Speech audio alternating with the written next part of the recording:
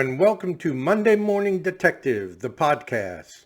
I'm Gino Scala, and today we're going to discuss briefly an event that happened this weekend in Simi Valley, California. Now, this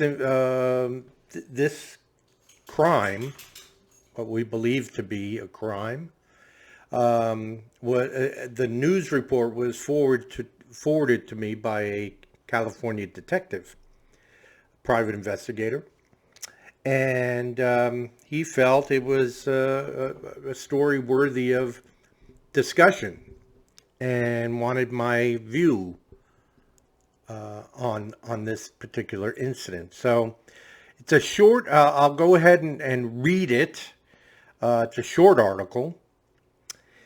And it involves Rachel Castillo, a mother of two, who disappeared last week under suspicious circumstances from a home in Simi Valley, California, leaving behind, quote unquote, a significant amount of blood, end quote.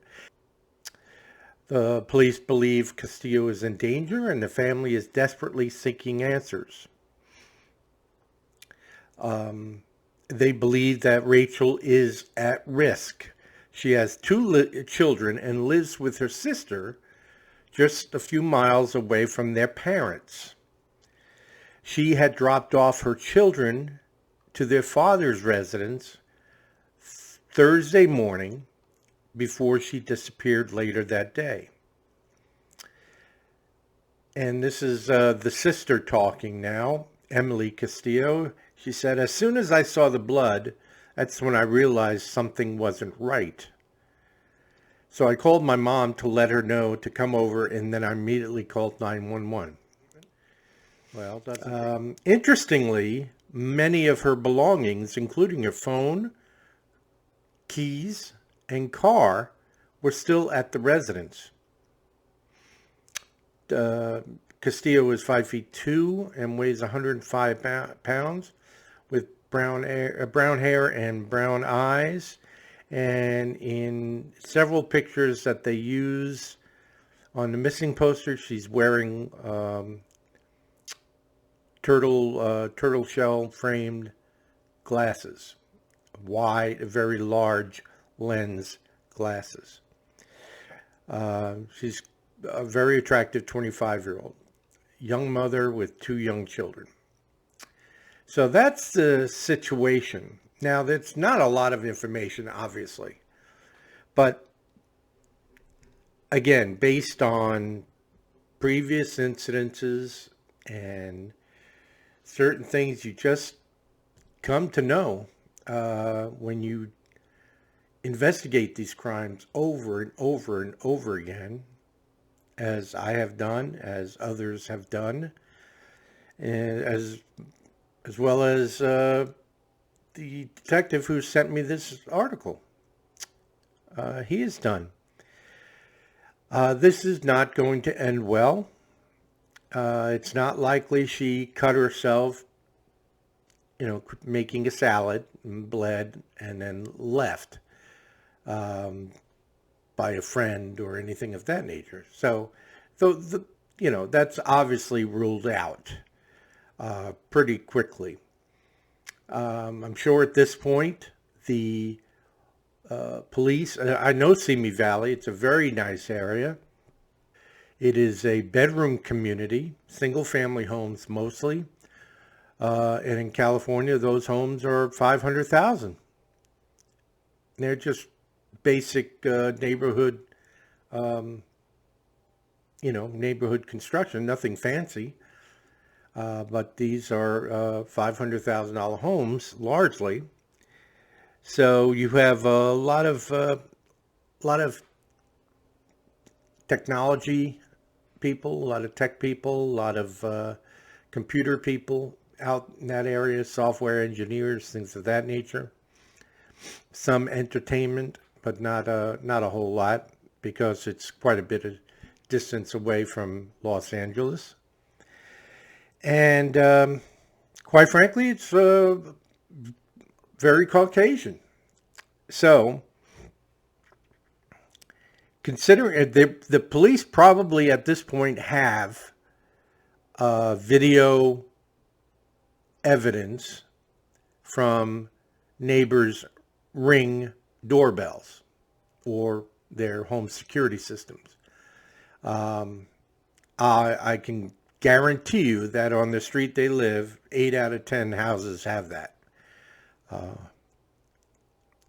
So they probably have a vehicle that they're looking for. Now, this information is from this weekend. Today's Sunday. I haven't seen any update. If they are looking for a vehicle, they may have the license plate and they may be staking it out or something of that nature. So they're not going to report it. But when they hit a dead end, that information will come out. Now, California, as many big cities have, along the highway, they have license plate readers. So they can determine, assuming that they have the license plate of a vehicle, assuming that they've gotten those videos, they're well ahead of tracking this vehicle down. Now, Simi Valley is also amongst, is largely desert, a lot of desert out there, and some forest area. So this woman is going to be, I hate to say it so cavalierly, but she's no longer alive. That's my guess, and it's not a huge stretch to guess that. The blood is the telltale sign. There's a difference between some blood and a significant amount of blood. When you talk about a significant amount of blood, you're talking about enough to bleed out and die. And so she was probably shot or stabbed at the scene. If they didn't say, but I'm sure they know. And why the person took them after killing them, supposedly, what I believe to be killing them at the scene or close to it. They certainly didn't take her to rush her to a hospital. It does nothing to really bury the body. The body is evidence, but again, I believe this did not occur at night either. That's something to consider. It happened during the day. So it's not like they went out the back and weren't seen or, anything of that nature. Obviously, with as little information as they're releasing, you can bet that they have a lot more information. So, I'm going to guess it's a past relationship, probably a recently broken up relationship. I think they know who that person is. I believe he's going to be white or Hispanic. He's going to be under 30. The vehicle is probably going to be a truck of some kind. And she's going to be found once they catch the killer. He's going to give up the information as to where the body is, and they will find her. I don't think there's any great mystery to this particular crime. It feels very callous to be very cavalier about talking about these things and these people. because if it were my child, I wouldn't want it to be treated as cavalierly. But let's face it, this crime happens 100 times a day, maybe 1,000 times a day, to women across the country. And, you know, we only read about one or two of them a week. And you can pretty much guarantee that the victims that we read and hear about on the news or in articles such as this are Caucasian or Hispanic but light-skinned. That plays a major part in the reporting of these incidences. Now, I mean, that's my opinion, and I think it's borne out considerably through reporting. For every Rachel Castillo, there's 10 black female young mothers who have been murdered and taken away, thrown away, hidden away, or even left. And it's not reported in the news. And if it is, it's a one-day story, and you won't see a Dateline episode or anything of that nature. Was she raped? Probably not. She was probably killed. It's probably a crime of passion. And unless the person is into